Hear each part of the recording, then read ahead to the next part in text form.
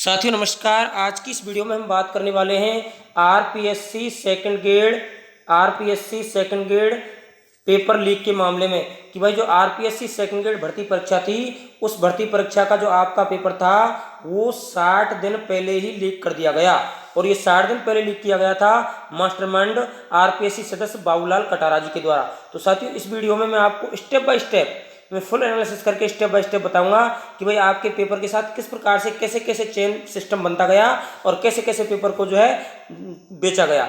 देख लेते हैं साथियों, यहाँ पर बात करते हैं नंबर 1 स्थिति पर होती है यहाँ पर बात कि भाई आरपीएससी सदस्य बाबूलाल कटारा ने कार्यालय से पेपर निकाला। आरपीएससी सदस्य था और सदस्य क्या बाबूलाल कटारा खुद कार्यालय में जाता है और यहाँ पर देख लीजिए आप कि कार्यालय में जाकर के वहाँ से पेपर को निकाल लेता है।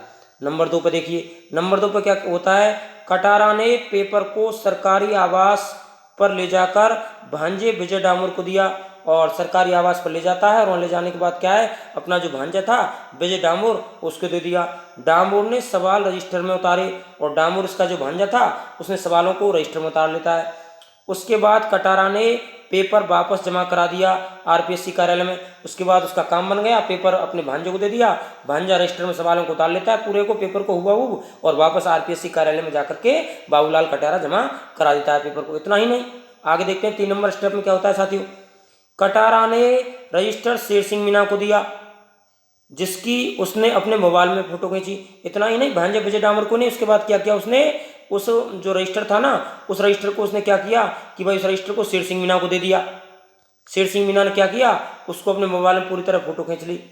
4 नंबर पर क्या होता है साहब, शेर सिंह ने मोबाइल में उतारी फोटो से पेपर टाइप किया। मोबाइल में फोटो उसने क्या मोबाइल में फोटो उतार ली शेर सिंह को जो पेपर दिया था और उसको क्या किया अपने कंप्यूटर लैपटॉप में टाइप कर दिया और टाइप करने के बाद गिरोह को भेज दिया और अपने लैपटॉप में जो है कंप्यूटर में टाइप करने के बाद पेपर को बड़ी मोटी मोटी रकम बेचने के पर्पज से क्या किया साहब कि जो है पेपर को बेच दिया। और किस प्रकार से विद्यार्थियों के जो सपने थे वो तार तार हो गए या उनकी मेहनत पूरी तरह से उनकी मेहनत में तो यूँ कहूँगा साथियों उनकी मेहनत बेकार ही गई साथियों। अब आगे देख लेते हैं साहब, क्योंकि व्यवस्था में पूरी तरह छेद है, बेचारा एक मेहनत जो विद्यार्थी कर भी क्या सकता है साहब, मजबूर है।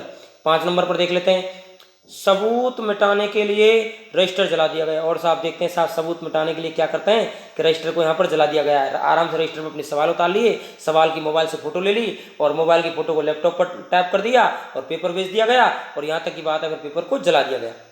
फिर इसके बाद क्या होता है साहब अगले स्टेप में, आरपीएससी की कार में बैठाकर शेर सिंह को ले गया था ढाका के पास और आरपीएससी कार में बैठाकर जो है बाबूलाल कटारा है वो शेर सिंह उसको ढाका के पास ले गया। उसके बाद क्या स्थिति बनती है देखते हैं साहब। उसके बाद गोपाल सिंह आरपीएससी की सरकारी गाड़ी से शेर सिंह व अन्य आरोपी प्रवीण सतुल्या के अजमेर स्थित रेलवे क्वार्टर से जो है पैराडिजो होटल ले जाकर गया और वहाँ से फिर इसके बाद में उसको जो है पैराडिजो होटल में ले जाकर गया था। उसने ही भूपेंद्र सारण सुरेश ढाका से होटल के पास मिलवाया और उसने जो है भूपेंद्र सारण और सुरेश ढाका जो बड़े बड़े मास्टरमाइंड बड़े बड़े जो है यहाँ पर चोर कहूँगा उनको मिलवाया। वहीं ढाका की गाड़ी में बैठकर सुरेश ढाका भूपेंद्र सारण व शेर सिंह की मीटिंग हुई और वहीं साहब गाड़ी में बैठ करके इस चीज़ की पूरी मीटिंग करते हैं, पूरा खुलासा करते हैं।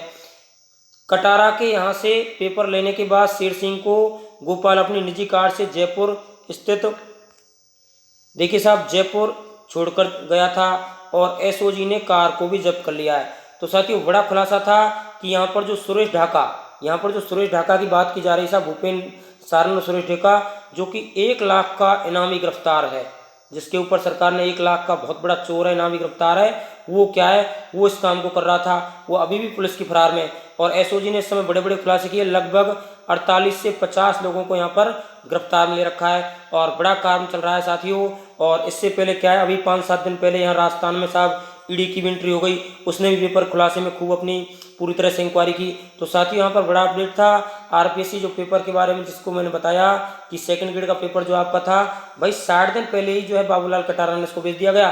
तो विद्यार्थियों के साथ बहुत बड़ा धोखा हुआ है, बहुत बड़ी जो यहाँ पर मैं कहूँगा गड़बड़ी हुई है। फिर मेहनत करने का मतलब ही क्या हुआ, जब 60 दिन पहले ही पेपर मिल जाए तो मैं कहूँगा जब 60 माह या 2 साल और 4 साल तैयारी करने से क्या फ़ायदा, फिर तो साथियों मेहनत करना ही बेकार है। किस प्रकार से सरकार की अव्यवस्था है, विद्यार्थियों के सपनों को किस प्रकार से बेचा जा रहा है, बहुत बड़ी गड़बड़ी थी। थोड़ा आप भी अब कमेंट करके बताइए कि ये पेपर रद्द होना चाहिए, क्या होना चाहिए, और अगर कोई नई अपडेट आएगी तो निश्चित रूप से मैं आपको नई अपडेट से बिल्कुल जुड़वाऊंगा साथियों।